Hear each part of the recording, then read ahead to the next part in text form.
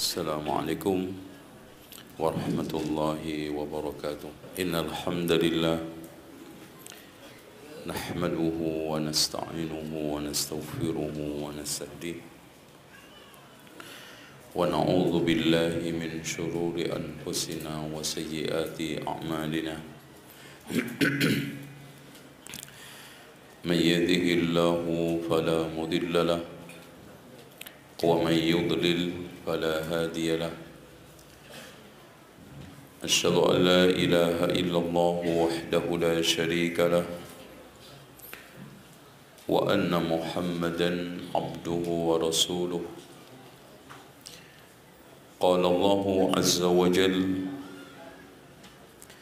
يا أيها الناس اتقوا ربكم الذي خلقكم من نفس واحدة وخلق منها زوجها وبث منهما رجالا كثيرا ونساء واتقوا الله الذي تساءلون به والأرحام إن الله كان عليكم رقيبا وقال عز وجل يا أيها الذين آمنوا اتقوا الله حق تقاته ولا تموتن إلا وأنتم مسلمون وقال عز وجل يا أيها الذين آمنوا اتقوا الله وقولوا قولا سديدا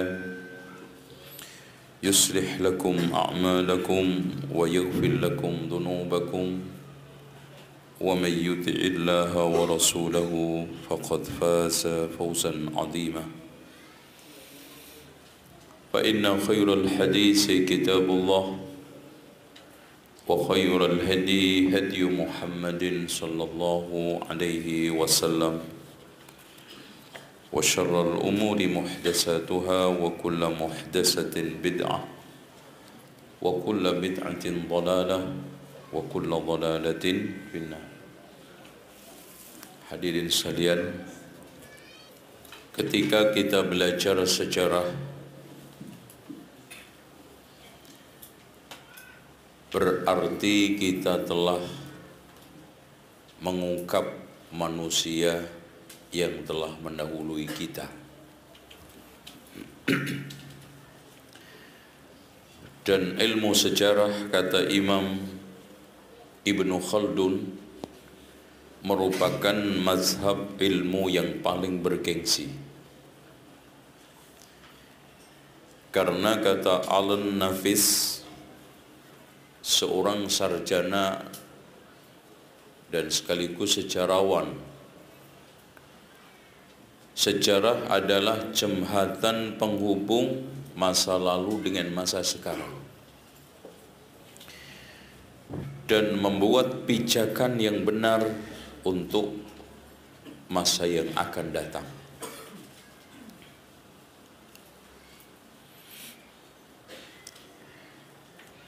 Tetapi sayang, wabil khusus bangsa Indonesia dan secara spesifik umat Islam paling males belajar sejarah.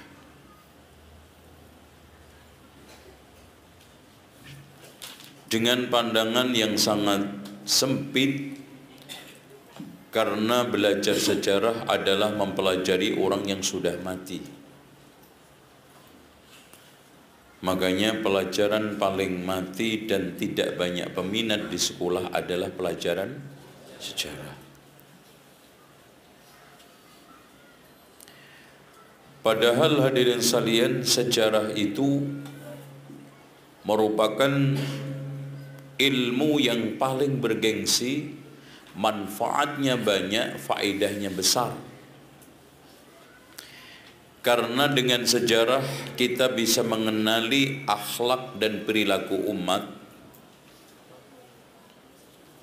kemudian perjuangan dakwah para rasul, para nabi, dan kebijakan tata kelola serta politik raja-raja. Bahkan saya katakan dimanapun semua ilmu butuh sejarah, tapi sejarah belum tentu butuh semua ilmu. Contoh kecil, akidah. Ketika kita mempelajari firqah dan tokohnya, Khawarij ke, Syiah ke, kita dituntut untuk mengenali sejarah tokoh-tokoh Khawarij siapa. Kita dituntut untuk mengenali tokoh-tokoh sejarah Syiah siapa. Bahkan untuk menjadi ahli tafsir yang hebat tidak akan mungkin kalau dia tidak ahli sejarah. Makanya rata-rata ahli tafsir itu juga ahli sejarah. Antum lihat Ibnu Katsir memiliki kitab sejarah yang cukup populer, yaitu Al-Bidayah wan Nihayah. Memiliki kitab Qisasul Anbiya. Imam At-Tabari dengan karya tafsirnya yang spektakuler, Jami'ul Bayan, memiliki kitab sejarah yang judulnya adalah Tarikhul Umam wal Muluk, sejarah umat-umat dan raja-raja. Oleh karena itu hadirin sekalian, seorang ahli tafsir tidak akan bisa menafsiri tafsir secara utuh kalau dia tidak mengenali sejarah. Bagaimana seorang ahli tafsir bisa menafsiri macam surat Al-Kahfi kalau dia tidak menguasai sejarahnya Zulkarnain, sejarahnya Nabi Khidir, sejarahnya siapa lagi? Pemuda yang ditidurkan oleh Allah di gua selama berapa tahun? 300 lebih, karena 300 menurut versi tarikh Masehiyah, 309 tahun menurut versi tarikh apa? Qamariyah atau Hijriyah. Karena setiap tahun itu perbedaan antara Masehi dengan Hijri itu 9 sampai 10 hari. Antum kalikan 300 tahun, itu kurang lebih ada kelebihan 9 tahun. Baik. Oleh karena itu Allah Subhanahu wa taala menegaskan faqsusil qasasa la'allahum yatafakkarun. Ini perintah. Dari sini mempelajari sejarah itu wajib. Faqsusil qasas, walaupun fardunya adalah tingkatan bukan fardu ain tetapi fardu kifayah. Artinya umat ini harus ada sebagian yang menekuni mempelajari sejarah. Karena Allah menghadirkan dengan teks perintah faqsusil qasas, ceritakan, silahkan, kisahkan, la'allahum yatafakkarun. Dari ayat ini bicara sejarah adalah dua patokan, fakta sejarah dengan tafsiran sejarah. Fakta sejarah harus benar, tafsiran sejarah harus benar. Sekarang yang sedang kita bicarakan adalah fakta sejarah Wali Songo. Pertanyaannya, ada atau tidak? Ini yang menjadi polemik. Kalau ada, kita tafsirkan kemana? Karena ada selama ini Wali Songo ditafsirkan sejarahnya dengan tafsiran Hindu dan Buddha. Makanya antum bisa lihat di dalam bukunya, katanya Ahmad Mansur Suryanegara, halaman 10 Romawi. Bukan. Ya, sebentar. Maaf. Oke. Halaman 16 Romawi. Kata beliau, Wali Songo hanya didongengkan atas nama Islam, tapi isi ajaran tetap Hindu dan Buddha serta mistik. Saya ambil contoh. Bagaimana sekarang ketika muncul kisah Sunan Bonang, semua orang Jawa wabil khusus dan Indonesia secara umum kalau sudah mendengar Wali Songo pasti buah kolang-kaling jadi emas. Itu yang dia kenal. Padahal Masya Allah Pak, semua sarjana Belanda mengatakan Sunan Bonang adalah rajanya ilmu. Oh Masya Allah. Dan kalimat ini bukan hanya isapan jempol. Kalimat ini bukan hanya sekedar pujian kosong tanpa fakta. Yang menjadi pembicara, waduh, HP ku ketinggalan di mobil. Ya, ada kitab tulisan Sunan Bonang asli, Masya Allah. Dan tulisan ini hanya beberapa lembar menyebabkan 3 sarjana Belanda mendapatkan gelar doktor. Diteliti. Dan setelah saya baca, ya yang saya pahamin kurang lebih 40-60% dari bahasa itu. Ya bahasa Kawi. Sayang HP saya ketinggalan. Saya download. Dan buku aslinya sedang proses perjalanan dari Belanda ke Indonesia. Karena kemarin saya sengajanya ke sana, alhamdulillah saya menemukan orang, kemudian kita hubungan WA, alhamdulillah dicarikan, bahasa Belanda ada, bahasa Inggris ada versi. Yang di dalam bahasa Belandanya disebut dengan Handboek van Bonang. Kemudian diterjemahkan di dalam bahasa Latin Kawi dengan Primbon 1 Sunan Bonang, Primbon Bonang 1, Primbon Bonang 2. Yang lebih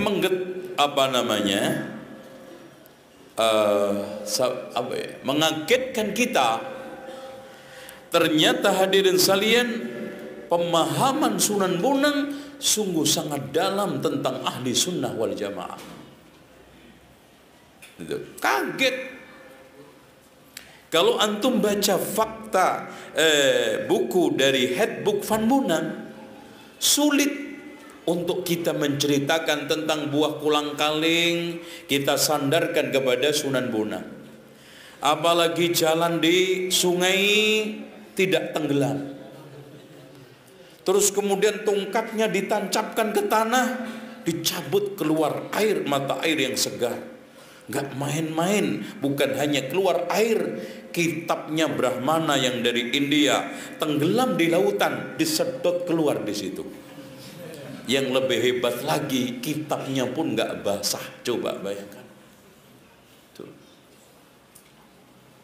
Ini fakta. Ya. Yang juga tidak kalah hebatnya Pak, penguasaan Sunan Bonang terhadap kitab-kitab Arab sungguh sangat fasih. Makanya Profesor Dr. Drewes mengatakan, penulis kitab ini adalah orang yang sangat fasih dan lancar bicara bahasa Arab. Walaupun bukan ulama, minimal bukan orang biasa. Ya. Apalagi Pak, di dalam kerupak Ferrara yang ditemukan di Italia, itu isinya menyoal tentang ajaran Wali Songo dan kesesatan Ma'rifat Syekh Siti Jenar yang diputuskan pada Sarasehan. Sarasehan itu semacam muktamar yang dihadiri oleh wali-wali yang ketika itu adalah 8. Di sana kita temukan daftar pustakanya tidak main-main. Di antaranya adalah Raudhatut Thalibin karya Imam An-Nawawi. Dan yang lebih hebat lagi, rujukan untuk mengambil sunnah-sunnah Nabi, rata-rata mengambil Syarhus Sunnah karya Imam Al-Baghawi. Masya Allah. Jadi para wali itu sudah kenal kitab-kitab itu, Pak. Ya, kalau zaman dulu kan untuk cari kitab gitu kan susah. Di dalam Handbook Van Bonang dijelaskan, Sunan Bonang mentahdir, menjelaskan akar bid'ah itu ada 12. Masya Allah, Pak. Beliau menjelaskan tentang Mu'tazilah, Batiniyah. Masya Allah. Kaget antum. Yang selama ini kayaknya kesannya main wayang, main gong gitu. Iya kan? Yang lebih hebat lagi, di akhir daripada wejangan Sunan Bonang, di dalam kitab Handbook Van Bonang, beliau mengatakan, mitronison sami-sami niro muslim, karono siro-siro muslim sesamio, itu apa, tolong menolong, itu bahasa nanti ya, tolong menolong anyegao bid'ah lan dolalah. Masya Allah. Jadi kita sesama muslim harus tolong menolong di dalam melarang bid'ah dan dolalah. Tag jelas. Nanti antum kalau mau anak kirimin lewat WA. Itu. Tapi nggak tahu bisa baca nggak? Ya. Karena bahasa kawinnya pertengahan. Saya itu membaca satu persatu itu karena harus mempelajari bahasa kawi satu persatu. Alhamdulillahnya Allah itu memang kadang memenangkan agama itu walaupun dengan penjahat termasuk orang kafir. Profesor Dr. Drewes memberikan satu syarah kalimat per kalimat bahasa kawi, artinya ini satu-satu. Lo coba aja bayangkan hadirin sekalian, Syekh Maulana Malik Ibrahim yang diklaim sebagian ahli sejarah Indonesia, katanya Syekh Maulana Malik Ibrahim itu adalah berpaham Syiah. Saya katakan tidak. Itu hanya ingin menguatkan Syiah di Indonesia. Antum lihat di halaman ini, Pak. Sebentar. Halaman 138. Di poin 10, Masya Allah, anglampahaken kajatmikan ing syariat lan agami tan angucap-ucap lawan qadariyah lianono saking tan upayane. Paham nggak? Pasti nggak paham. Melaksanakan hukum dan amaliyah agama secara terang-terangan dan tidak berbincang-bincang dengan penganut qadariyah. Subhanallah. Jadi yang anti bid'ah itu bukan kita aja.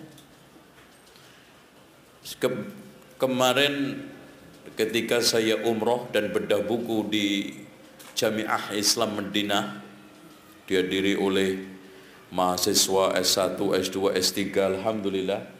Habis itu ada yang minat disertasinya nanti tentang Wali Songo. Masya Allah, alhamdulillah. Dan salah satu kandidat doktor akan mengangkat tentang ajaran Wali Songo.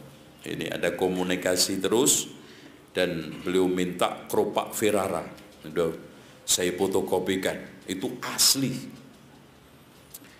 Makanya saya bisa tegaskan Wali Songo itu ada otentik dengan dasar keropak Ferrara. Nah, saya tegaskan di tengah mereka ada yang kaget. Wali Songo terutama generasi awal adalah Salafi. Loh, kaget. Salafi. Dalilnya, ayo kita lihat di buku. Masya Allah. Antum lihat halaman 342. Coba buka bukunya, kalau nggak punya buku, buka kopiahnya. Ini sudah saya terjemahkan, artinya sudah saya ambil terjemahannya, asli bahasa Sangsekerta Jawa Kawinya tidak saya turunkan, ya. Jangan ragu dan jangan terkacaukan oleh pengetahuan yang sesat dan kafir, karena Rasulullah telah bersabda dalam hadis qudsi, besok jika telah mendekati akhir zaman, banyak para ulama dan orang soleh akan menjadi beku. Mereka berganti dengan bid'ah yang berlebihan, yang merongrong agama Islam. Banyak kata-katanya yang salah, sesat dan kufur. Mereka akan berbaur dan menjangkiti orang-orang mukmin. Tidaklah kekal dunia ini, maka hendaklah diketahui bahwa menjelang kiamat akan banyak yang meninggalkan agama Islam ini. Sedikit yang sempurna yang tetap dalam Islamnya. Banyak yang Islam lalu menjadi munafik, menjadi Yahudi, menjadi seperti iblis, dan ada yang menjadi sesat atau syirik, ada yang menjadi kufur dan kafir. Mas, kira-kira antum berani mengatakan Wali Songo sufi? Masya Allah. Kira-kira apalagi syariahnya? Dalam bidang syariah antum lihat lembaran berikutnya 343, bagaimana tingkah laku melaksanakan perintah Allah yang baik dan yang yang terkecuali bagi semua orang, dari perbuatan lahiriah seperti sholat 5 waktu sehari semalam, puasa pada bulan Ramadan, membayar zakat sesuai dengan kemampuan bagi yang punya uang. Kalau toh disimpan ataupun dipakai sebagai modal, harus dibayar zakatnya secara jujur, dan jangan diselewengkan. Jangan berdagang dengan alat-alat musik, sebab itu haram. Masya Allah. Masuk mas, ada wali main gamelan, ya. Jangan berdagang dengan alat-alat musik, sebab itu haram. Dan lakukan derma, sedekah, pergi haji, perang sabil, mandi dan mandi jinabat, membaca Al-Quran, melaksanakan sholat, menjauhi perbuatan-perbuatan mesum, pergi ke masjid dan ikut berkumpul dengan orang banyak untuk melaksanakan sholat Jumat. Wabah lagi mas. Berikut ini amalia yang harus dilaksanakan dan yang harus dihindari. Dari amar ma'ruf nahi mungkar, yang dihindari yaitu memakan makanan haram secara fisik maupun hasil dari perbuatan haram, minum minuman keras, berjudi, merampas hak orang lain, menyakiti hati orang lain, menipu, menghasut, mengingkari janji. Allahu Akbar. Yang hebat Pak, Wali Songo memberikan pembatal keislaman 10. Subhanallah. Kayak sudah janjian sama Syekh Muhammad bin Abdul Wahab, padahal nggak pernah ketemu. Wali Songo itu hidup pada abad 14-15. Syekh Muhammad bin Abdul Wahab abad berapa? 17 menjelang 18. Tapi Masya Allah Pak, persis, ya beda ungkapan. Dan anehnya, kenapa mereka ini juga memberikan kriteria pembatal keislaman 10? Kalau antum baca Nawaqidul Islam ada berapa? Subhanallah. Yang pertama, kaya wong anembah braholo. Ini bahasa kawinya. Ikut menyembah berhala, atanapi milau ing pujiane wong kafir, mengikuti pepujian atau upacara keagamaan orang kafir. Yang ketiga, meluo ambabatan, ikut mengeluarkan sesajen. Terus kemudian merendahkan wahyu Allah, baik dengan menyangkal kebenaran maupun keberadaannya. Misalnya menganggap bahwa Al-Quran yang terdiri dari 30 juz itu bukan wahyu Allah, menyelewengkan dalil Allah, atau memakai kebenaran kalamullah. Masya Allah. Nih, cocok untuk 212 kemarin. Ya. 1, 2, 3, 4. Mas, saya tanya, kira-kira keluar dari Al-Quran dan Sunnah. Yang kelima, memaki Allah dan Rasulnya, Rasul utusan Allah, atau memaki malaikat. Insya Allah. Menghalalkan yang keenam, menghalalkan yang haram atau mengharamkan yang halal, sebagaimana yang dibicarakan dalam 4 madhab. Nampaknya para wali ini penguasaan terhadap madhab sangat detail. Selalu kalau bicara fikih, mereka sangat disiplin dalam bermadhab. Dan yang ketujuh, menganggap sunnah hal yang wajib, menganggap wajib hal yang sunnah, dalam pandangan Wali Songo adalah pembatal keislaman. Yang ke-8, mengaku sebagai nabi atau rasul setelah Nabi Muhammad. Hal ini termasuk meyakini atau bahkan mengikuti orang yang mengaku sebagai nabi setelah beliau, yaitu Rasulullah, atau mengaku bahwa sabda nabi itu miliknya. Semua perbuatan itu membawa kepada kekafiran. Yang 9, menuduh kafir terhadap saudaranya yang muslim, sementara itu tidak terbukti, akan menanggung dosa fitnah, menjadi kafir sendiri. Subhanallah. Man qala li akhihi ya kafir, apa kata Rasulullah? Faqad ba'a biha ahaduhuma. Nomor 10, senang apabila dikatakan kafir, dianggap kafir, atau berpikir sebagai orang kafir, atau membantu semua perbuatan orang kafir. Antum coba nanti ambil Nawaqidul Islam milik Syekh Muhammad bin Abdul Wahab, samakan. Terus yang lebih hebat Pak, setelah itu Wali Songo membuat satu kriteria perbuatan dan ucapan yang bisa menjadi kafir, 44 poin. Di antaranya, jika ada seorang muslim yang sayang kepada orang kafir atau berpikir menjadi orang kafir, ikut tingkah laku orang kafir dan membantu semua perbuatan kafir, maka orang itu menjadi kafir. Itu sampai 40 Pak. Ini kalau dituduh Wahabi, Wali Songo semua Wahabi nih Pak. Masya Allah. Dan ini nggak bisa diingkari oleh siapapun, karena ini fakta. Buku, ya ikhwah sekalian, nanti antum bisa membaca rilis, ya kira-kiranya bukunya macam daun lontar atau rontal seperti ini. Kenapa dikatakan keropak? Karena lontar atau rontal itu dalam bahasa Italianya adalah keropak. Nah, buku yang terdiri dari daun lontar atau rontal dalam bahasa Italia keropak ditemukan di perpustakaan Arestia, tepatnya di daerah Ferrara, Italia.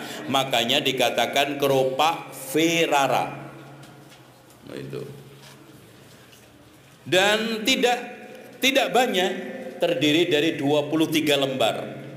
Tapi Masya Allah Pak, Profesor Dr. Drewes ini membedah ini juga kemeringet, ya, karena buku ini dari perpustakaan Italia tadi dicarikan penerjemah, seluruh orang Jawa nggak ada yang bisa. Loh, aneh kan? Ketemunya malah di Belanda, dan asli orang Belanda, tapi memang dari sejak muda sampai tua menekuni bahasa Sangsekerta, bahasa Jawa dan sejarah Jawa itu.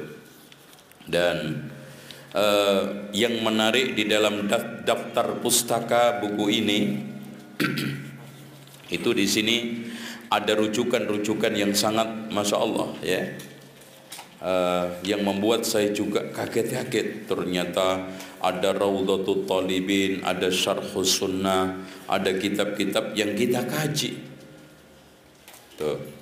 Nah, kalau antum melihat halaman 328, disinilah teks perdebatan Wali Songo versi keropak Ferrara. Jadi nampaknya ini adalah sarasean dialog antara Wali Songo dengan Siti Jenar mendudukkan tuduhan apa benar Siti Jenar itu terpengaruh dengan pemikiran wahdatul wujud. Setelah klarifikasi dialog, betul bahwa Siti Jenar terkena pemikiran manunggaling kawula Gusti yang sebagian akar daripada apa? Pemikiran Syiah. Makanya di dalam carita Purwaka Caruban Nagari ditegaskan setegas-tegasnya bahwa Siti Jenar, antum lihat di halaman 294, carita Purwaka Caruban Nagari menyebutkan bahwa Siti Jenar adalah penganut Syiah Muntadhar yang merupakan golongan Syiah yang mengakui 12 imam Syiah Imamiyah atau Rafidhah. Carita Purwaka Caruban Nagari ini Pak, rujukan sejarah paling otentik yang menceritakan tentang sejarah Jawa Barat, wabil khusus perjuangannya Sunan Gunung Jati dan hubungannya antara kerajaan Cirebon, kerajaan Demak, kemudian kerajaan Banten, dan bagaimana keberhasilan tiga kerajaan ini membentuk pasukan yang akhirnya sanggup mengusir Portugis dari Sunda Kelapa, kemudian dirubah menjadi Jayakarta dengan panglima besarnya Fadilah Khan, disebut oleh orang Portugis Valatehan, yang dikatakan oleh Sunan Gunung Jati, karena ini adalah menantunya akan datang menantu saya seorang yang kuat, otot kawat balung wesi. Itu maksudnya gagah berani. Orang Jawa dulu itu kalau mengungkapkan orang panglima besar, gagah berani, otot kawat balung wesi. Sehingga akhirnya ini diistilahkan kepada wali. Padahal hadirin sekalian, secara realita yang dimaksud dengan wali itu adalah petugas pilihan. Ya. Walaupun makna daripada bahasanya wali itu adalah teman setia, kekasih, orang dekat, pemimpin. Yang sedang rame-rame Al-Maidah ayat 51 kan, ya ayyuhalladzina amanu la tattakhidul yahuda wan nasara auliya. Tapi sebetulnya istilah wali di sini tidak lain dan tidak jauh seperti yang ditegaskan oleh Profesor Dr. Hasanus Simon, petugas pilihan.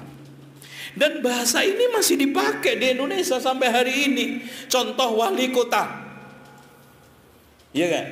Wali kota, apakah manusia saktri mondoguno, ora tedas paluning pandi, otot kawat balung wesi, ketek pasti tape, apalagi keringetnya solar?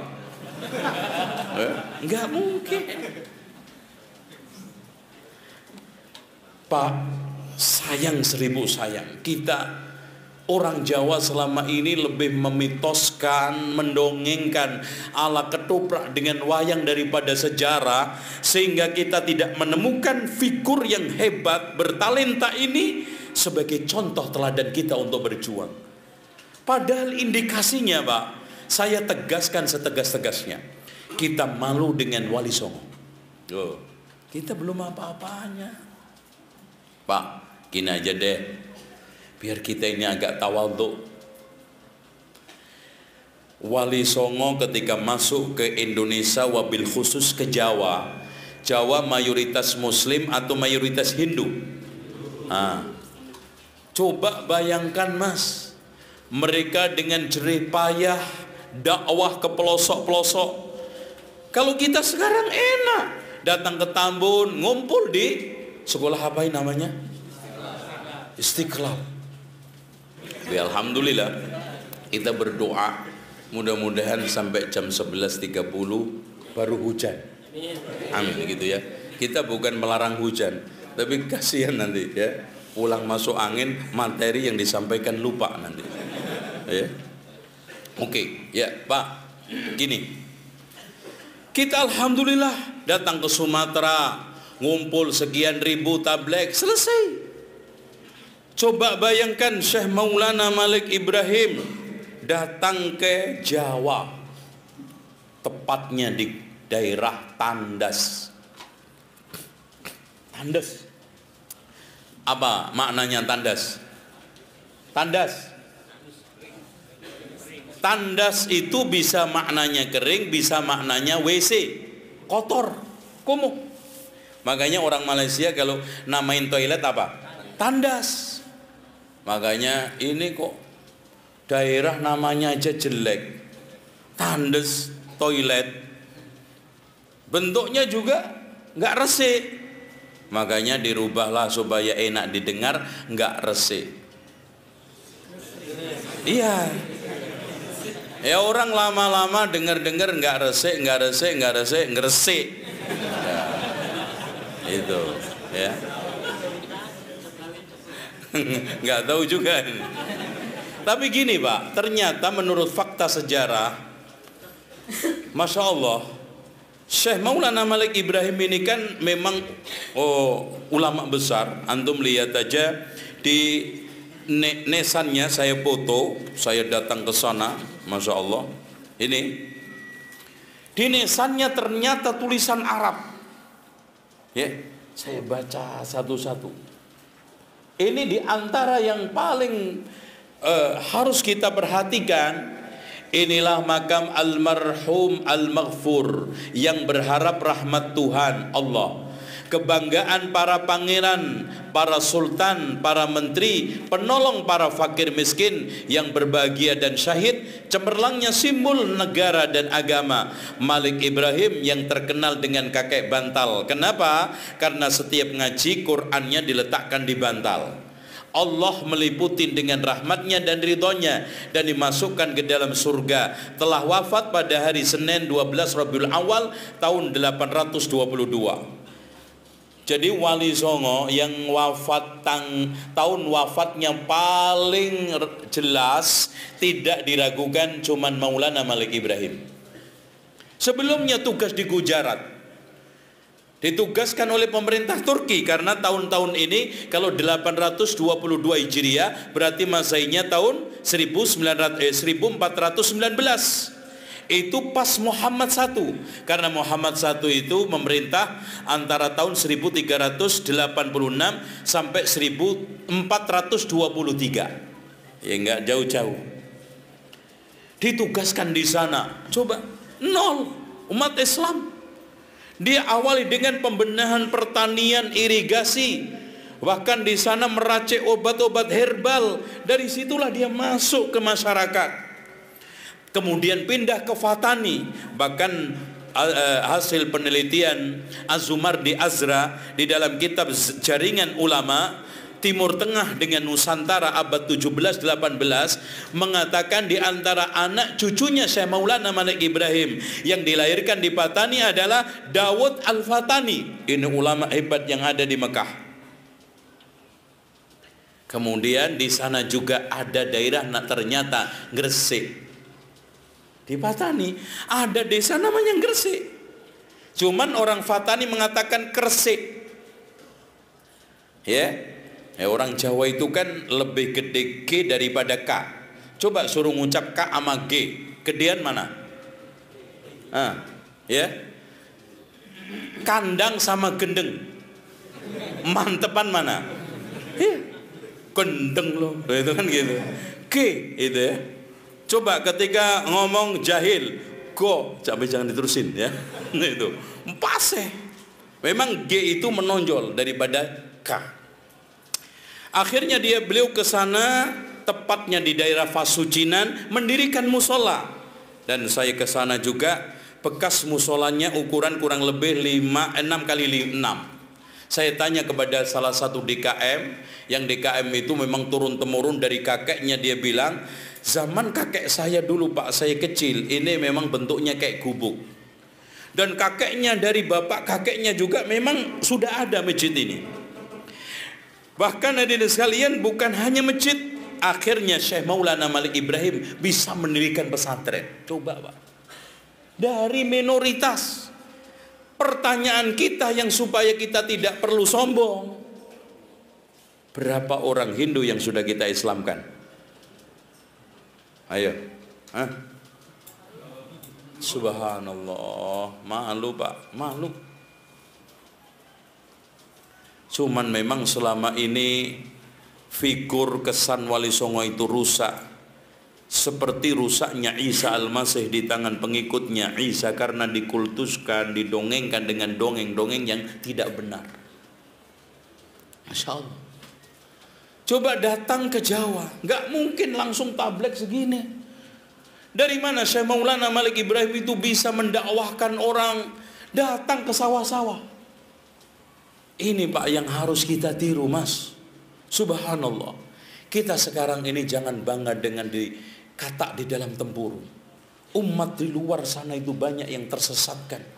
Loh Mas, orang Jawa, orang Indonesia itu sebetulnya sangat mudah didakwai. Tertarik kok dengan agama sesat. Kelompok sesat apa yang nggak dapat pengikut di Indonesia? Itu kan saking baiknya orang Indonesia toh. Dan saking uletnya dia dakwah. Makanya betul katanya Ki Haji Ahmad Dahlan, bahwa Islam itu dijamin oleh Allah tidak akan hilang dari bumi ini, tapi Allah tidak pernah menjamin tidak hilang dari bumi Indonesia ini. Karena dakwah itu diterima tidaknya bukan semata-mata kebenaran ajaran yang dia sampaikan, tetapi cara berdakwahnya benar dan baik. Itu Pak sekarang. Contoh aja teman-teman kita yang menekuni dakwah di pelosok-pelosok, alhamdulillah. Tapi memang kita nggak bisa menukik. Kita memang harus tiru, datang ke sawah, ditunjukin cara bercocok tanam. Jadi pengalaman-pengalaman pertanian yang ada di Gujarat, termasuk juga irigasi, dihidupkan kembali oleh Syekh Maulana Malik Ibrahim di daerah Gresik. Sampai ke barat akhirnya surplus pertanian. Beliau juga buka pengobatan. Apalagi orang-orang Jawa yang baru masuk Islam, berarti jin ibritnya itu pada ngamuk. Wah, langsung diobatin, bacain surat Al-Fatihah, bacain ayat kursi sama Syekh Maulana Malik Ibrahim, langsung jerit. Wah, orang lihat, wah mbah ini sakti bener ini. Langsung asyhadu alla ilaha illallah wa asyhadu anna Muhammadar Rasulullah. Kemudian dia buka pengobatan-pengobatan herbal, racikan ramuan-ramuan itu, sehingga mereka semakin percaya. Memang orang awam itu agamanya di perut, Pak. Mereka itu butuh fakta. Makanya dari sekalian, ketika zaman dahulu saat paceklik sulit hujan, mereka orang-orang Hindu Buddha itu melakukan upacara minta hujan dengan cara menyenangkan dewa hujan, membakar gadis. Dibakar hidup-hidup. Setelah datang Syekh Maulana Malik Ibrahim, dihajarin sholat istisqa. Wah, habis sholat hujan, Pak. Wah, ini sakti meneh gimana? Aduh, Masya Allah.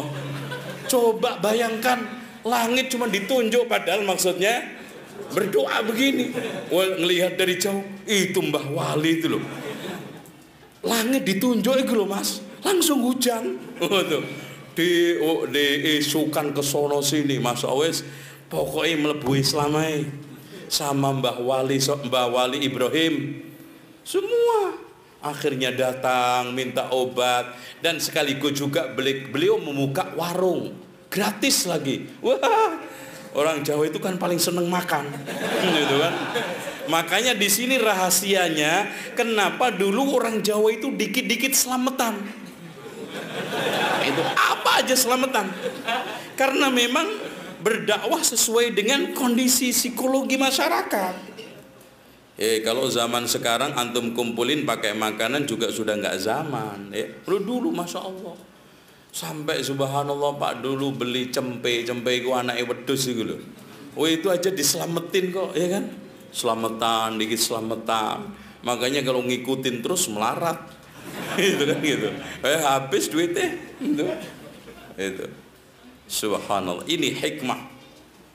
Nah, akhirnya beliau memandang Indonesia ini tidak bisa diislamkan kalau tidak dikaderisasi. Makanya beliau pelan-pelan membuat bentuk pesantren walaupun kalong. Ada yang kadang-kadang tidur senang bermalam sama Mbah Wali.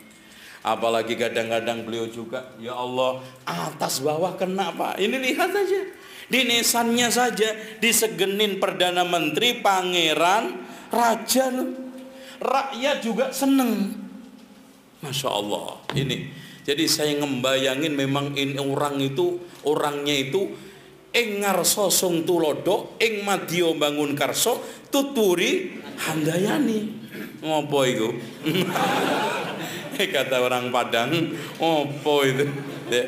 Maksudnya ing ngarsa sung tulodo, di depan bikin teladan buat raja-raja, menteri-menteri, pangeran-pangeran. Approach pendekatan. Makanya hadirin sekalian, kita berdakwah ke atas ini nggak bisa berhadapan-hadapan, apalagi membentukkan benturan. Kita harus lakukan pendekatan. Saya di beberapa medsos kan menggulirkan anti demo. Terus terang Pak, kita tidak ikut demo bukan berarti tidak membela Islam. Tapi sudah ada konotasi kesimpulan yang menyesatkan. Siapa yang nggak mandi di sungai nggak mandi, walaupun saya mandi di telaga. Itu paham nggak yang gue omongin tinggi banget ini? Ya, iya. Jadi mereka itu menyimpulkan kalau nggak mandi di sungai nggak mandi, walaupun mandi di telaga airnya jernih.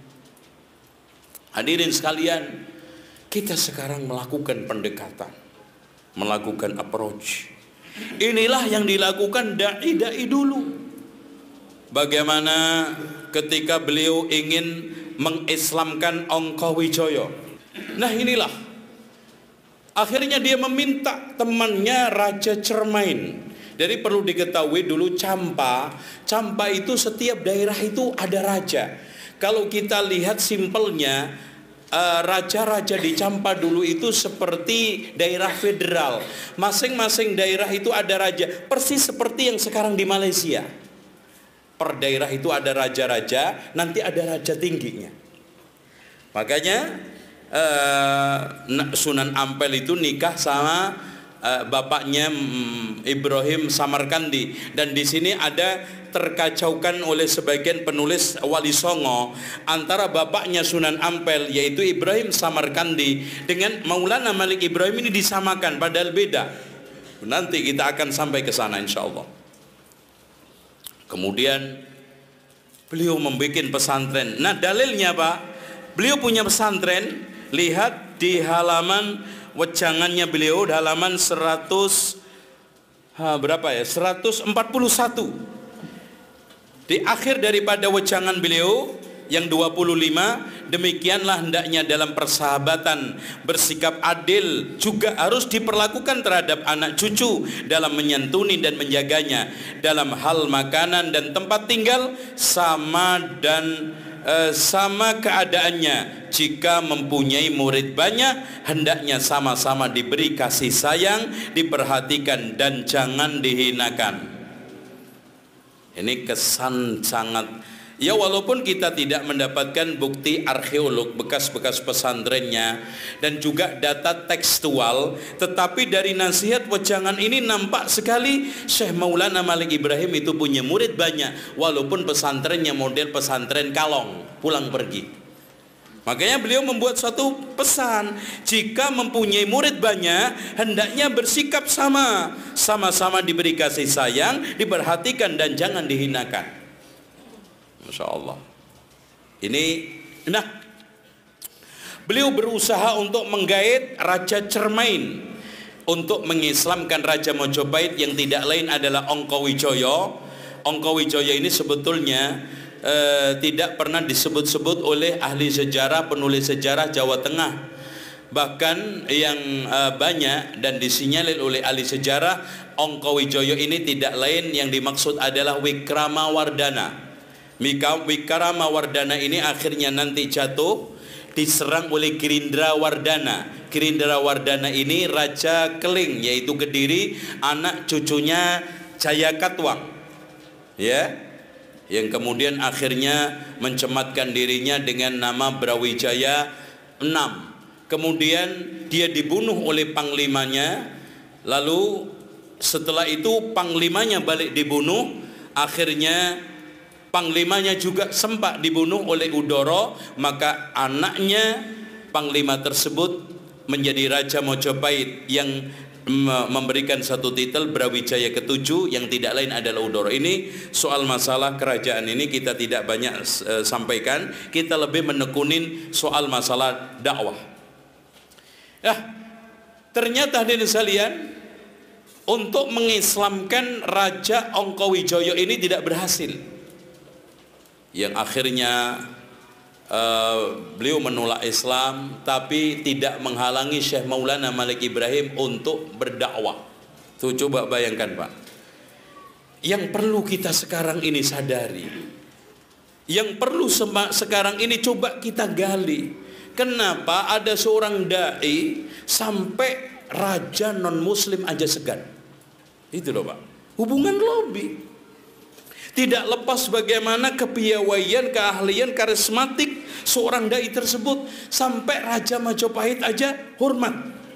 Makanya disegani para pangeran, raja dan menteri.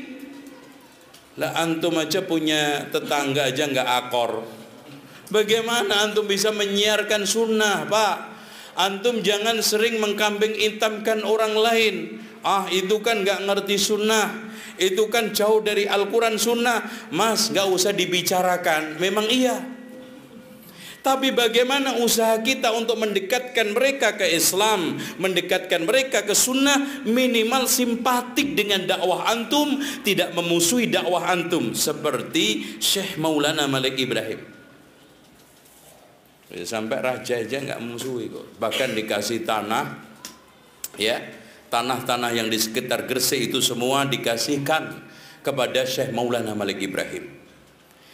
Akhirnya dari sekalian, beliau wafat dikagumin oleh lawan, oleh kaum muslimin, disenangi oleh umatnya, tapi juga disegani oleh lawan-lawannya.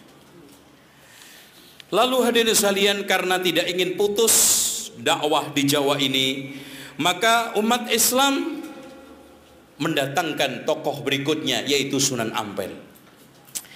Sunan Ampel ini namanya asli adalah Rahmatullah, anaknya Ibrahim Samarkandi yang menikah dengan putri Raja Campa. Kemudian singkat cerita datang ke Jawa dengan ditemani dua sepupu.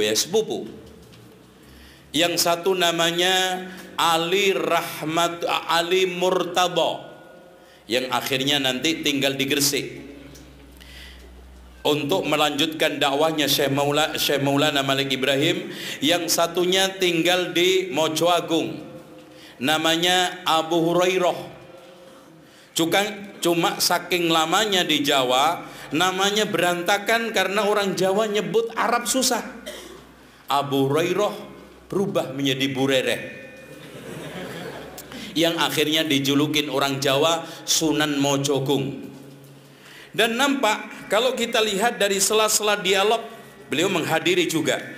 Jadi termasuk 8 wali yang hadir pada Sarasean untuk mengadili Syekh Maulana Siti Jenar. Di antaranya adalah Syekh Mojogung.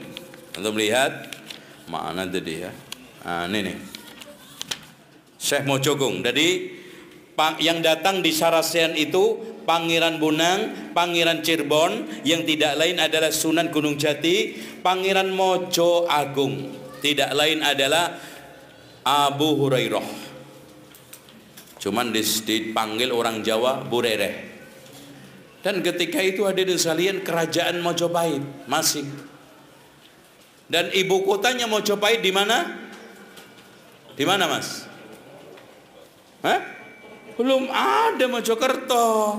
Itu baru kemarin. Dulunya namanya Majalengka. Jadi ibu kota kerajaan Mojopahit itu di mana? Majalengka, bukan Majalengka Jawa Barat. Jawa Barat itu tiruan, ya, tiruan. Artinya KW ya. Contoh aja Mataram, ya, ibu kota apa?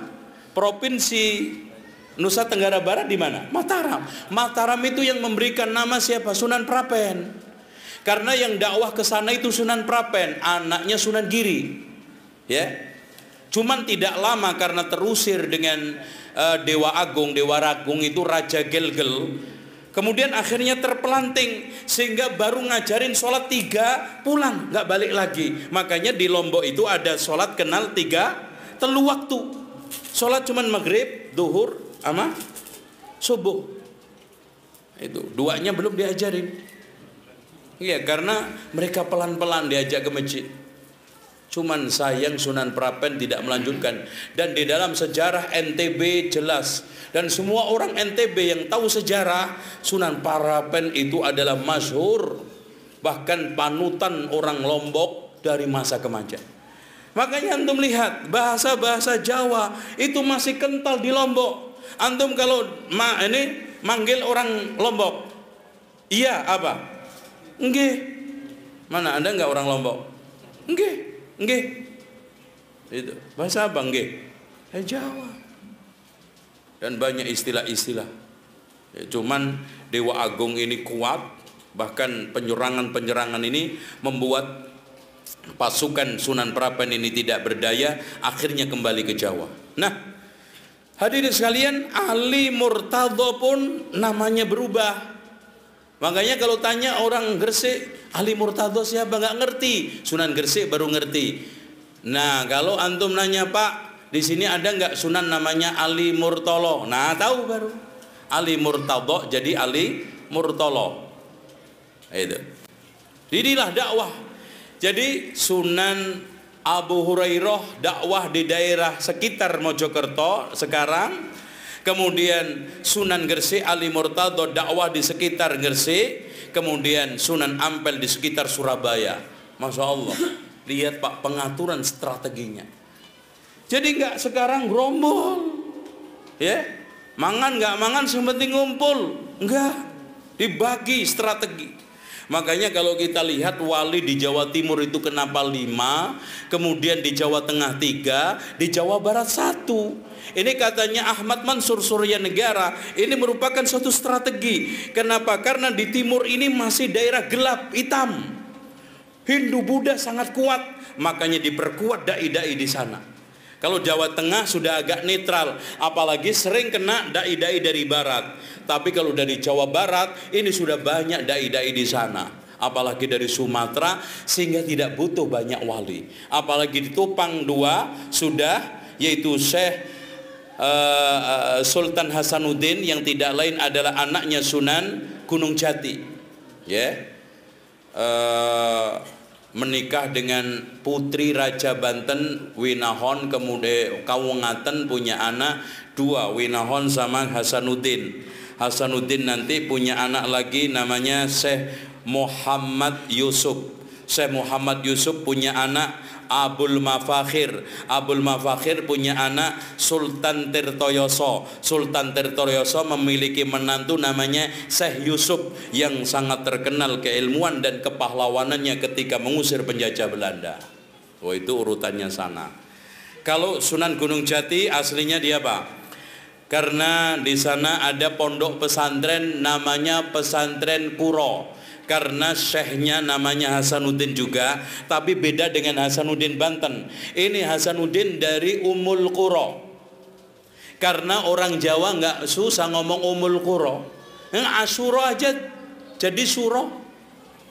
Mas, bulan apa? Bulan suro. Aslinya kan Asyura. Karena paling sulit orang Jawa itu melafatkan ain.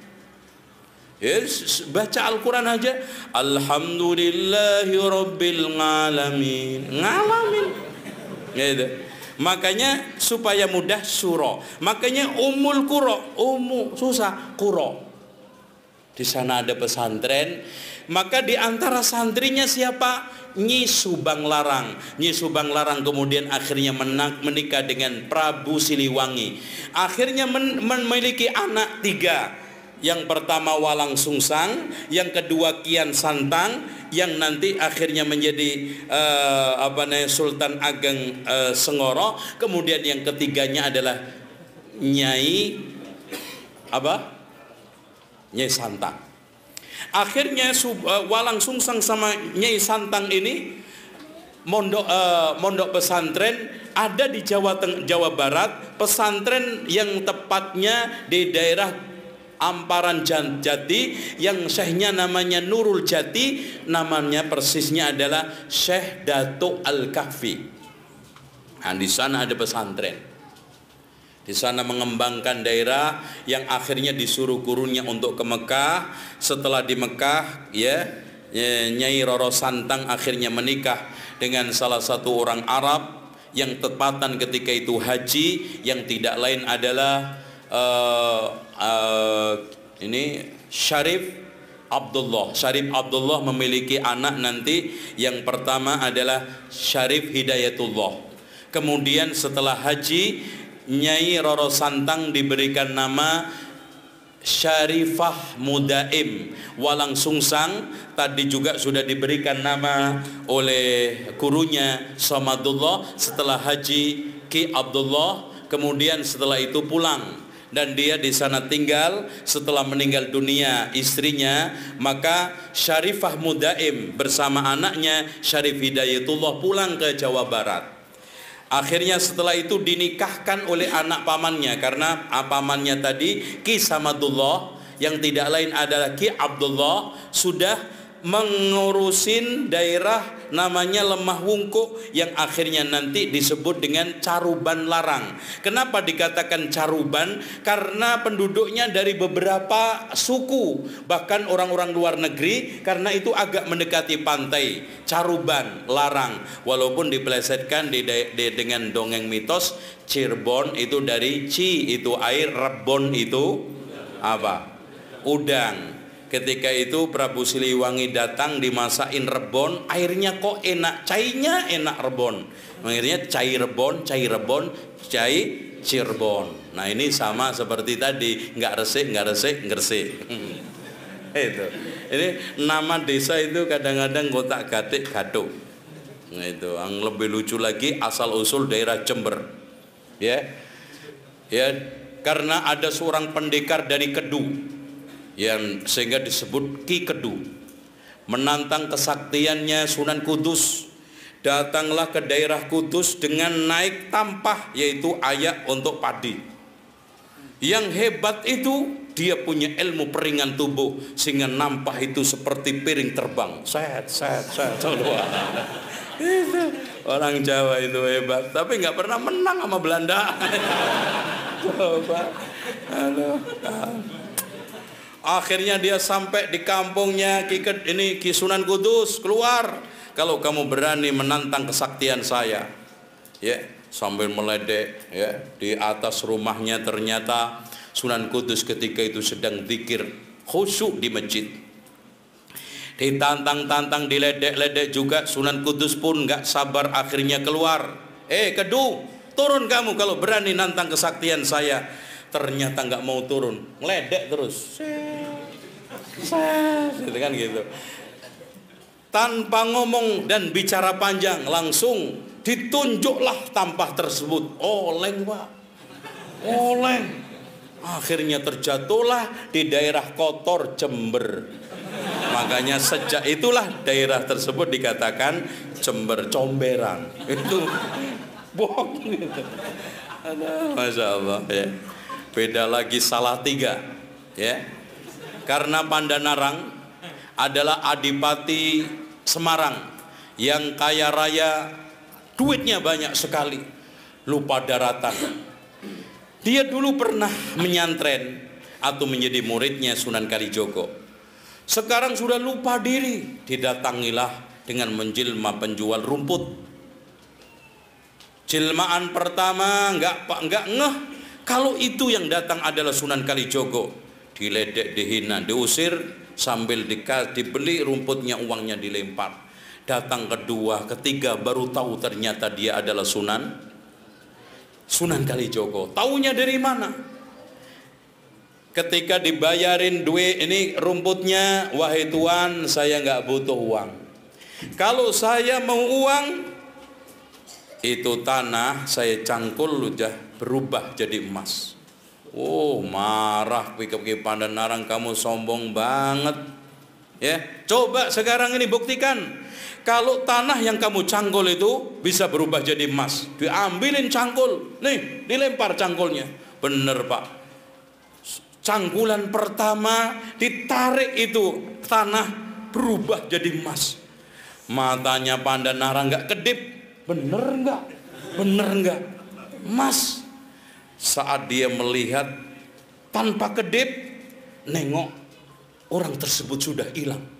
Oh, coba bayangkan, dikejar dengan lari kencang, nggak kena, padahal dia jalannya itu biasa. Oh, sakti lagi. Setelah kena di depannya langsung sujud. Pokoknya mohon Sunan, saya dimaafkan dan akuilah saya jadi murid. Dalam kondisi seperti itu, ndonga, Sunan Kalijogo sudah hilang. Hilang lagi. Masya Allah.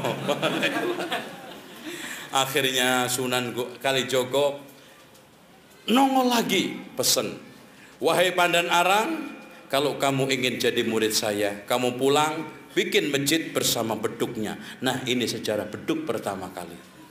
Ya. Kemudian setelah itu kalau kamu mau pesantren, datanglah ke pesantren saya, tepatnya di daerah Klaten dan di desa namanya Jabal Kat.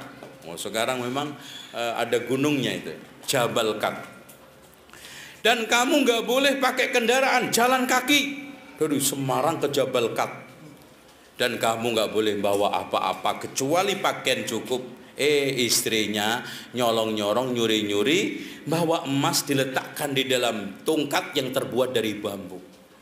Di tengah jalan dirampok orang 3, lari-lari, teriak-teriak, manggil suaminya, Mas, ada penjahat, orang 3 salah, ngejar-ngejar saya, ngerampok saya. Tempat itu akhirnya disebut Salah 3. Ini juga cok gali cok, digali-gali cocok, kodak gado. Nah, supaya antum melek ya. Hadirin sekalian yang dirahmati oleh Allah, ini habis ya. Iya. Kayaknya nggak usah ada pertanyaan, karena yang antum tanyakan apa? Nggak tahu juga. Ya, itu. Ya, oleh karena itu kita lanjutkan. Coba sedikit. Hadirin sekalian, setelah Raden Rahmat berdakwah, mendakwahi raja ketika itu, karena ternyata raja ini Mojopahit juga pamannya sendiri, karena menikah dengan bibinya, yaitu adiknya ibunya, yaitu Raja Campak, putri Raja Campak, adiknya yaitu Darawati. Untuk diislamkan ternyata gagah. Walaupun sekarang Raja Brawijaya V tidak mau masuk Islam, yang namanya adalah Kertawijaya, beristri 2 muslimah, yang satunya adalah Darawati dari Campak, yang satunya putri Cina yang nanti menjadi ibunda Raden Patah. Itu ya. Akhirnya dan sekalian dia diberikan keleluasan untuk dakwah, yaitu di Ampel Dentok, yaitu di daerah Ampel yang sekarang ini tinggal masjidnya dan tinggal makamnya.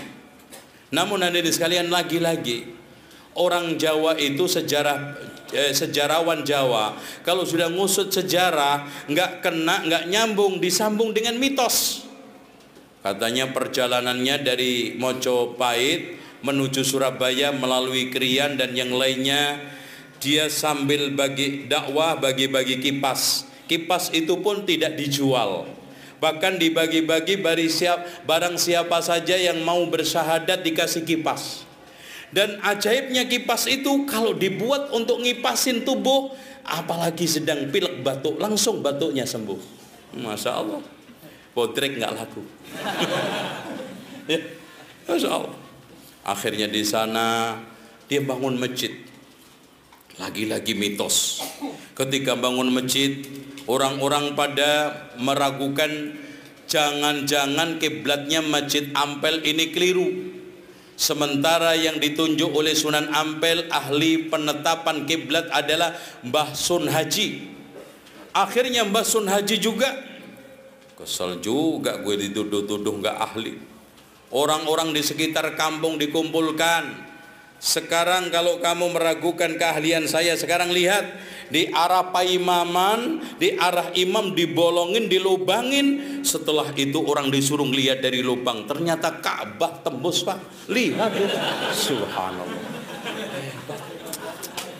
Setelah itu orang-orang pada terkagum-kagum dengan keahlian Mbah Sun Haji, dan sejak itulah diberikan gelar Mbah Bolong.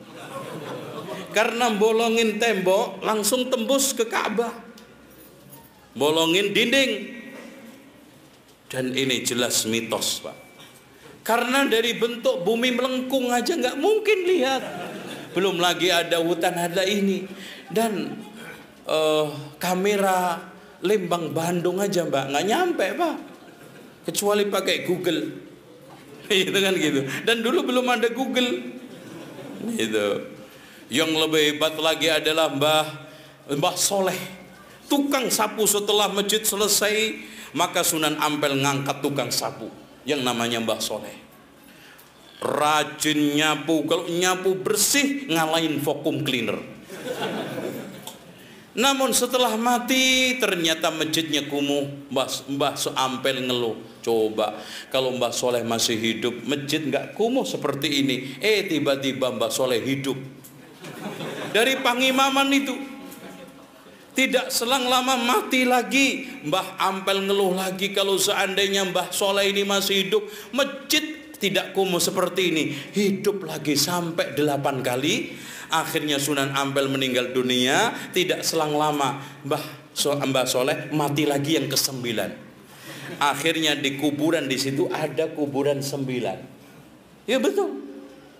Apakah ini fakta? Ternyata pernah digali, yang ada isinya cuma 1. Karena pernah Oki mengadakan kajian arkeologi, termasuk yang digali adalah Masjid Demak. Saya ke sana kemarin 2 kali, bahkan yang keduanya sambil tablek di Demak. Membahas buku ini, Pak, saya juga deg-degan. Tableknya itu di masjid dekat banget dengan Masjid Demak. Waduh, aman nggak ya saya? Alhamdulillah ternyata panitianya itu ada salah satu ustadz lulusan Medina, bapaknya dulu itu imam besar Masjid Demak. Alhamdulillah. Terus kemudian panitianya itu teman-teman semua yang ngurusin masjid. Alhamdulillah saya bisa naik ngelihat pohon ini, tiang tatal. Sebetulnya bukan tiang tatal, tiang balok. Segede-gede gini. Kalau tatal kan segini. Ya. Ini mitos, katanya Masjid Demak itu dibangun semalam. Coba bayangkan, Pak, insinyur mana yang bisa? Ini sama seperti Prambanan, sehari semalam. Coba, Masya Allah. Apalagi lebih hebat lagi patung Roro Jonggrang itu, Candi Roro Jonggrang, 1000 patung semalam. Masya Allah. Padahal di Pramuka itu bikin patung kepala tok seminggu, ketak-ketik nggak selesai-selesai itu. Nah itu loh. Padahal setelah saya lihat konstruksi, coba Pak bayangkan kehebatan wali-wali di dalam masalah arsitek. Saya melihat Masjid Cipta Rasa itu tiangnya itu banyak sekali, tingginya rata-rata 20-25. Coba, belum ada kren loh, Pak. Ini teknik untuk mendirikan, untuk apa sih? Memberdirikan apa? Ngedekno. Memang bahasa Jawa itu enak ya. Itu fanatis nih. Itu kan butuh satu keahlian teknik khusus. Kalau sekarang zaman ada kren enak, Pak. Dan tiang tatal itu 4 tiang. Padahal yang dikatakan kan wali 9 masing-masing bikin 1 tiang. Sampai hari ini tiangnya 4, Pak. Loh kan? Makanya saya kritik di sini, kenapa kebohongan ini dibiarkan? Katanya tiang tatal dibungkus takut dicongkelin, padahal segini-gini siapa yang nyongkel? dan untuk bikinnya pun dibantu oleh hewan-hewan, orong-orong, kadal, coba kodok, masya Allah. Aduh, masya Allah. Saya masuk, subhanallah, saya teliti, penelitian saya itu begini Pak, kesimpulannya sementara. Inilah kehebatan Sunan Kalijogo, memang ahli arsitek. Karena yang membangun Masjid Cirebon Cipta Rasa itu juga arsiteknya Sunan Kalijogo, membawa tukang dari Jawa Timur 500 orang. Kenapa?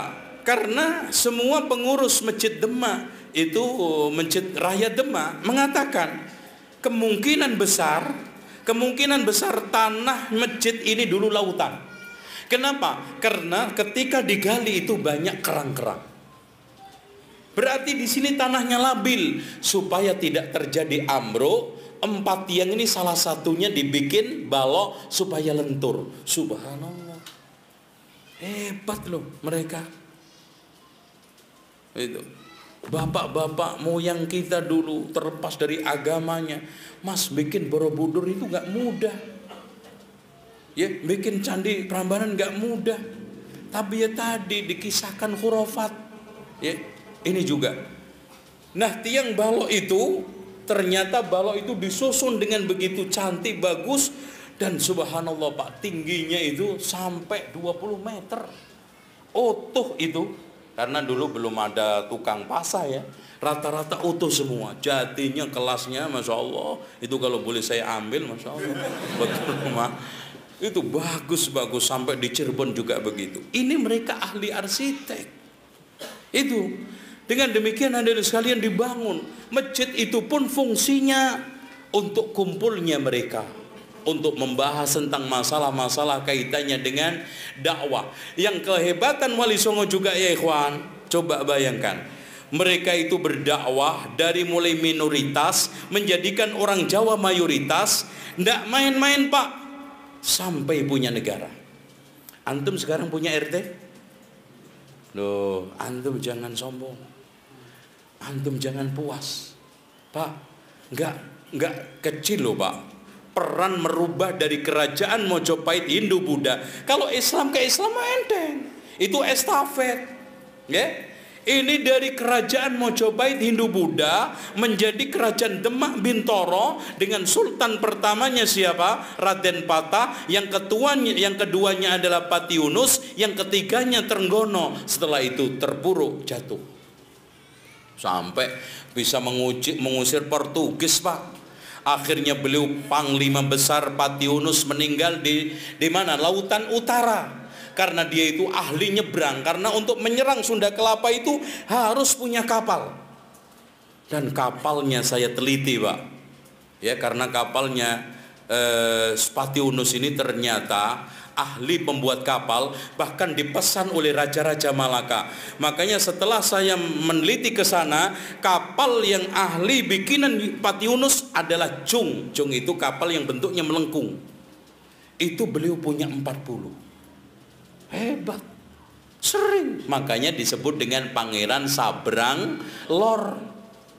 Karena memang dia ahli melaut di lautan utara, menuju Sunda Kelapa, menuju Sumatera, Malaka, bahkan sampai ke daerah-daerah mana? Hadramaut, Yaman. Bahkan pelayaran kita sudah sampai Afrika. Dan itu sudah saya zaman dulu. Antum lihat di Borobudur, ada kapal enggak? Ada gambar kapal. Memang nenek moyang kita itu memang aslinya ahli pelayaran. Kenapa? Karena asal usul nenek moyang Indonesia itu siapa? Terutama Jawa, Tartar. Tartar. Dan Tartar itu siapa? Nabi Nuh kan punya anak 3. Sam melahirkan bangsa Semit, Sumaria, Persia, Romawi. Ham melahirkan anak Sudan, nanti hijrah migran ke Afrika, sehingga menjadi cikal bakal bangsa Afrika. Kemudian pada dekade kurang lebih abad tahun 1000 sebelum Masehi atau 10 sebelum Masehi, mereka migran ke daerah India. Makanya ketika muncul agama Hindu, maka mereka dinamakan suku Dravida, akhirnya dimasukkan ke dalam kasta Sudra. Kemudian anak yang ketiga adalah Yafid. Yafid punya dua anak, Yunan sama Ya'jud Ma'jud. Yunan punya anak Tartar. Berarti orang Jawa itu nggak jauh-jauh punya jalur nasab ke Ya'jud Ma'jud.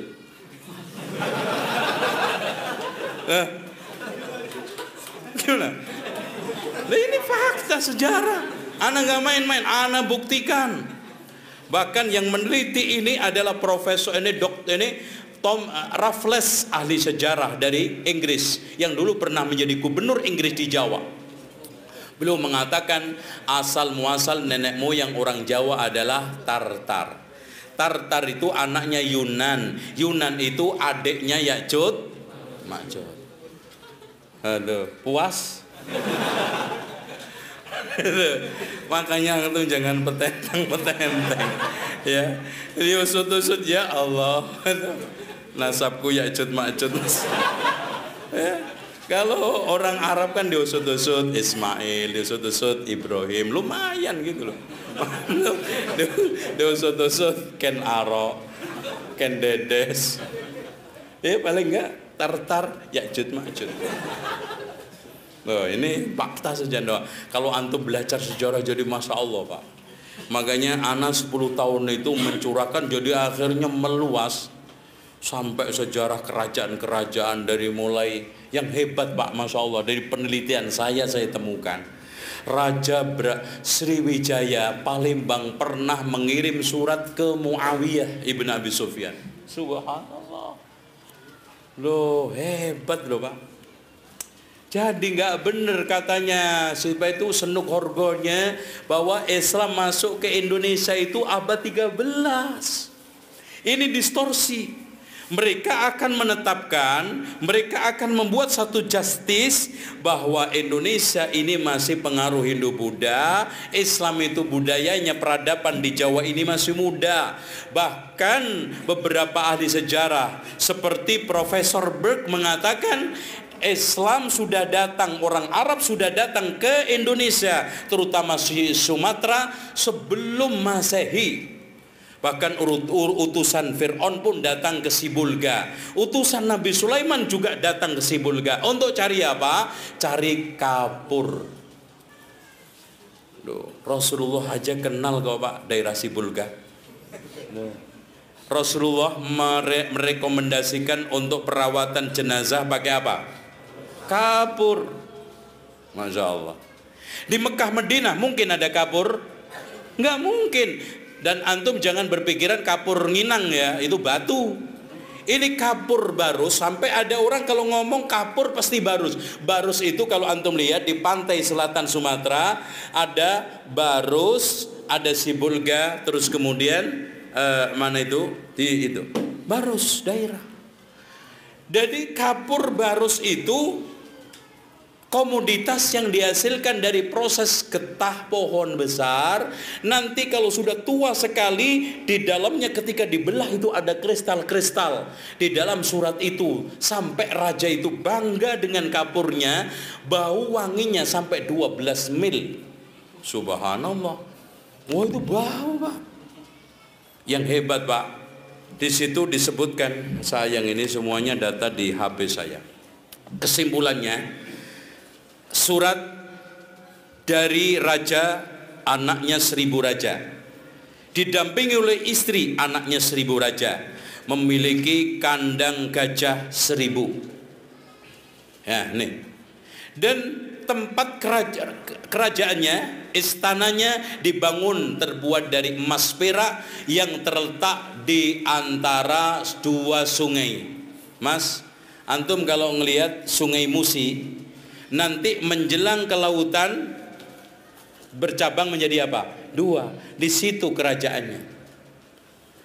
Yang menghasilkan gahru, kayu wangi dan beberapa kayu-kayu istimewa dan kapur yang baunya 12 meter. 12 ini mil. Wahai Tuhan, ini raja Arab yang tidak menyekutukan Allah. Masya Allah, di surat itu ila malikil Arab la yushriku billahi syai'a, kepada raja Arab yang tidak syirik hendaknya engkau mengutus utusan untuk mengajarkan aku Islam. Masya Allah. Raja Brawijaya, kerajaan Sriwijaya berdiri tahun berapa Pak? Pasti nggak ngerti. Dan yang lebih hebat lagi Pak, ya kalau mereka berdirinya kurang lebih abad ke-7 ya, tahun 679. Nah, di sana juga ada surat Raja Kalengga. Kerajaan Kalengga itu tepatnya di mana? Di antara daerah itu loh Pak, Lasem, Rembang, di sana, Jepara. Ngirim surat kepada siapa? Nggak main-main Pak, Umar bin Abdul Aziz. Dan dua surat ini saya temukan di kitab yang otentik. Satu kitab ditulis oleh Jahid di dalam Kitabul Hayawan, yang satunya di dalam Al-Iqdul Farid ditulis oleh Ibn Abdul Rabbi. Di situ teks mengatakan, hendaknya engkau mengutus kami orang yang mengajarkan Islam. Nah, hadirin sekalian yang dirahmati oleh Allah, kayu gahru ini, kayu kapur, sampai juga diabadikan oleh Allah menjadi nikmat surga Pak. Nggak mungkin ada barang-barang dunia yang menjadi nikmat surga kalau nggak istimewa. Di mana ayatnya? Innal abrara yashrabuna min ka'sin kana mizajuha. Subhanallah, Rasulullah sudah kenal si bulka. Iya, kapur itu disebut barus.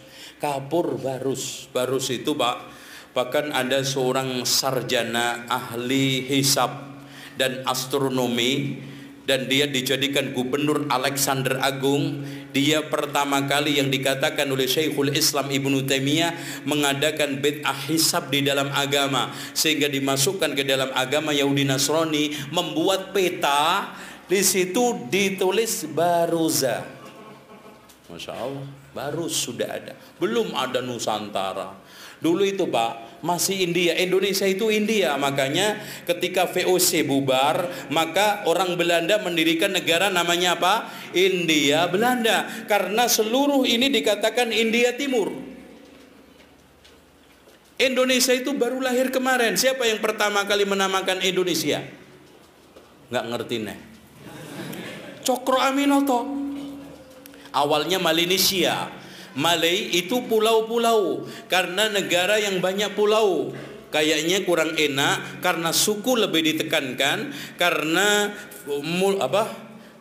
namanya itu loh Pak, yang banyak macam-macam suku, apa itu, multi apa, etnis ya, apa namanya, multi etnis ya, ada Sunda, ada Jawa, ada ini, sehingga lebih katakan Indonesia, bukan Malaysia. Kemudian setelah itu dipakai oleh Malaysia untuk menjadi nama itu. Dan sedikit saya ingin sampaikan, Cokro Aminoto ini pejuang hebat dan sangat tinggi rohnya ke Islam. Cuman sayang memang beliau belum punya kesempatan untuk belajar Islam dengan benar.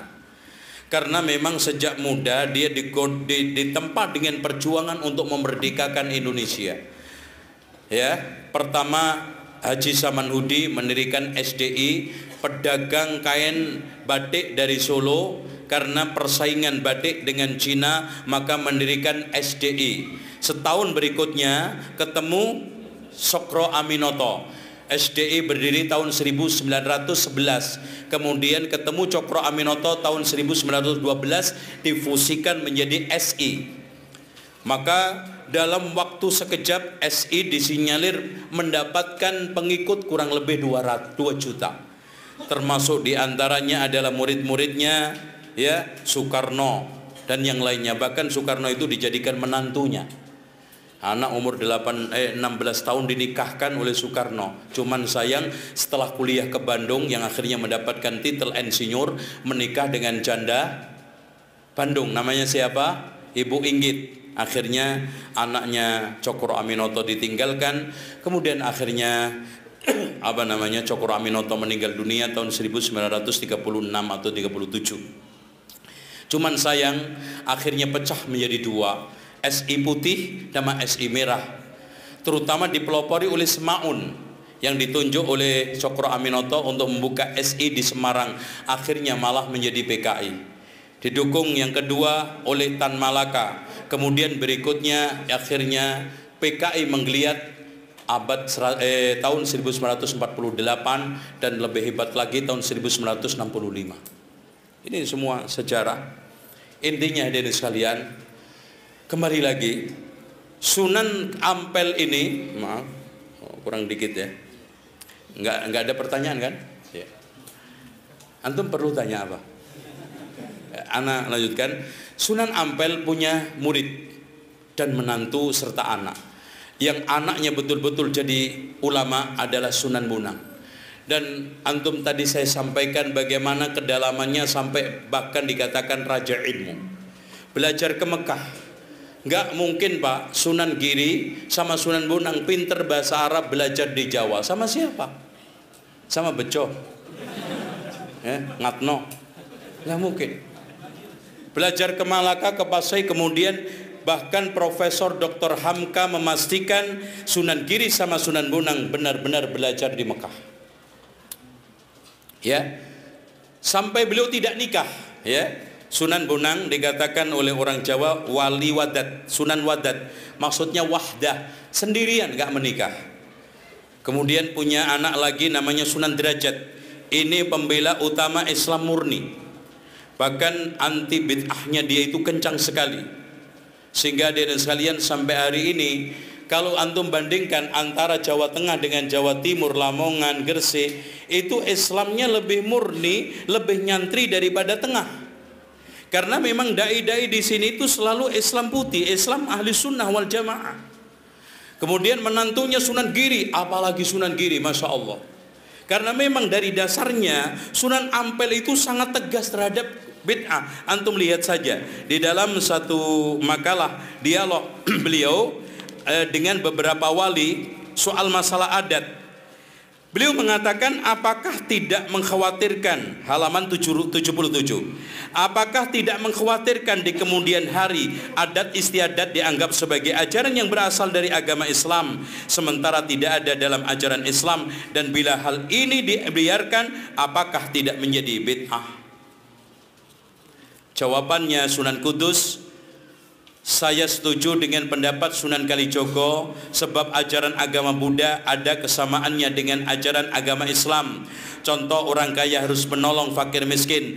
Adat istiadat yang lama yang masih bisa diarahkan kepada ajaran tauhid, kita akan berinya warna islami. Sedang adat kepercayaan lama yang mengandung kemusyrikan, kita tinggalkan sama sekali. Adapun tentang kekhawatiran Kanjeng Sunan Ampel, saya mempunyai keyakinan bahwa di belakang hari akan ada yang menyempurnakannya. Coba. Jadi sebetulnya perbedaan antara Islam murni dengan Islam abangan, Islam puritan dan abangan itu sudah lama sejak dulu terjadi. Nah, kelompok-kelompok wali yang lebih condong kepada ajaran putih, kepada ajaran murni, kepada ajaran puritan menurut istilah para peneliti barat adalah Syekh Maulana Malik Ibrahim, Sunan Ampel, kemudian diikutin oleh anaknya Sunan Bonang, diikutin oleh menantunya yang sangat tegas yaitu Sunan Giri, lalu diikutin oleh murid-murid yang lainnya. Namun hadirin sekalian, setelah era Sunan Kalijogo, beliau lebih menekankan dakwah kompromistis yang akhirnya lahirlah Islam sinkritis. Maka pada saat itulah terjadi pembelokan misi wali. Islam murni sudah mulai banyak ditinggalkan, lebih mendekatin adat dan kompromi. Bahkan wayang dijadikan sebagai sarana untuk dakwah. Makanya hadirin sekalian, kalau antum membaca kitab Prapanca dan Mahabharata, tidak ada kisah Punokawan, Petro Gareng, terus apa lagi? Petro Gareng Semar, itu nggak ada. Petro Gareng Semar Bagong. Kalau Bagong itu bikinan siapa, Mangkunegara ya, istilah Bagong itu. Bagong itu dari bahasa Arab bagyun, itu kan. Jadi orang itu kalau melampaui batas bentuknya kayak bagong, ngedembul, mangap. Itu. Makanya untuk supaya hilang harus dirubah, maka muncul sosok ghayyir gareng. Gareng itu orang Jawa mau ngomong ghayyir itu susah, jadi gareng. Supaya gareng itu terwujud harus ada tindakan petruk fatruk, tinggalkan. Gitu ya. Nah, supaya meninggalkan kemungkaran dan yang lainnya itu supaya benar-benar istiqomah dibutuhkan samir. Apa artinya bahasa Arab samir? Semar, cincingkan lengan baju, paku dengan kuat. Makanya bahasa Arabnya paku itu samir. Semar, bahasa Arab. Itu, ya. Namun sekarang sudah banyak penyimpangan dan pada akhirnya Pak, sebetulnya dakwah Wali Songo dan sejarah Wali Songo itu menyimpang pada pada tahun 1948-an. Ketika itu sedang menggeliatnya komunis. Bahkan muncul kitab-kitab aneh untuk mencela Islam, menghujat Islam. Seperti serat Siti Jenar muncul, serat Darmo Gandul muncul, serat Gadolojo muncul. Bahkan karya-karya aneh yang sekarang ini melecehkan dakwah Wali Songo itu banyak. Dengan demikian hadirin sekalian, sebetulnya dakwah Wali Songo itu awalnya berpijak kepada Al-Quran dan Sunnah. Kalau antum tidak percaya, nanti baca tuntas isi Keropak Firara dan juga isi kitab Headbook Van Bonang. Kemudian pertahanan itu lemah setelah Demak Bintoro jatuh. Pada zaman Raden Patah kuat karena dikawal oleh Sunan Ampel. Pada zaman Fatihunus masih kuat karena masih mencintai ulama-ulama sunnah. Pada zaman Trenggono lebih-lebih lagi karena sudah terjadi kongsi hubungan kuat antara Banten, Cirebon sama Demak, bahkan bisa mengusir Portugis. Namun setelah Demak Bintoro jatuh, bahkan setelah ambruk yang akhirnya dipindah oleh Joko Tingkir ke Pajang, Joko Tingkir mencanangkan agama resmi kerajaan adalah Manunggaling Kawula Gusti, dan anehnya didukung oleh Sunan Kalijogo. Sejak itu dakwah dan misi Wali Songo berbelok arah.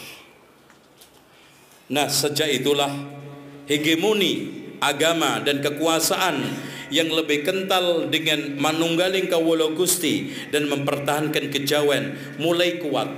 Apalagi dilanjutkan dengan Mataram Islam, lebih melanggengkan itu semua. Dan puncaknya pada zaman Amangkurat I, dia memiliki prinsip yang aneh. Kalau saya Tuhan, maka semua yang saya lakukan adalah benar. Dan rakyat harus takut kepada raja seperti takutnya kepada Allah. Dan dia karena pembisik-pembisik dia, maka dia bermusuhan dengan ulama-ulama yang mengembangkan ahli sunnah wal jamaah dari kiri ke daton. Akhirnya dengan beberapa orang-orang Syiah yang rutin rajin memberikan masukan-masukan, bisikan-bisikan negatif, maka puncaknya Pak, inilah yang sekarang saya katakan sejarah hitam Syiah Indonesia. Pada zaman Amangkurat I kurang lebih 5.000 sampai 6.000 ulama Giri Gedaton bersama anak istrinya dibantai oleh Amangkurat I. Dan sejak itu Giri Gedaton dan Islam berwarna Puritan putih sudah tamat, tidak ada lagi. Maka pada abad ke-17 18 sudah mulai banyak hiruk pikuk tentang masalah Islam yang penuh dengan khurafat, Islam yang penuh dengan berbagai macam intrik-intrik tahayul. Makanya pada abad awal 19 dan kemudian awal 20, reformer ini sudah mulai muncul. Pertama kali muncul di Sumatera, yaitu Imam Bonjol bersama beberapa temannya, diantaranya adalah Aceh Somane, Biobang, dan juga Tuan Kunan Renceh. Kemudian di Jawa, walaupun hadirin sekalian maaf, Diponegoro tidak sebagus Islamnya Imam Bonjol, tapi perjuangan menggemakan jihad untuk melawan Belanda perlu kita acungi jempol, karena Belanda mengalami kedodoran. Perang yang memakan waktu kurang lebih 5 tahun, dari tahun 1821 sampai 1826, akhirnya hampir melemahkan Belanda. Kemudian muncul perjuangan antara tahun 1825 sampai 1837 yang berakhir ditangkapnya Imam Bonjol. Kemudian dibuang ke Padang, masih banyak pengaruhnya. Dibuang ke Cianjur, masih banyak pengaruhnya. Akhirnya dibuang ke Ambon, kemudian akhirnya ke Manado, meninggal di sana. Begitu juga Diponegoro dibuang ke sana bersama beberapa teman-teman pejuangnya seperti siapa? Pangeran Mojo. Pangeran Mojo ini Pak, akidahnya ahli sunnah wal jamaah salaf. Pokoknya jenggotnya segini. Masya Allah. Antum tahu nggak gambarnya? Itu. Makanya di sini kita harus ingat sejarah. Cuma ada di sekalian, maaf, kaum muslimin sekarang di tengah persimpangan ini, anak akhiri. Islam bisa hilang dari Indonesia, Pak. Antum kalau terus-terusan begini, seperti yang dikatakan oleh Kiai Haji Ahmad Dahlan tadi, Allah tidak menjamin Islam bertahan di Indonesia kalau kita tidak dakwah dengan cara benar. Sejarah membuktikan, antum lihat, Islam menguasai dan memimpin Andalusia berapa tahun? 800 tahun.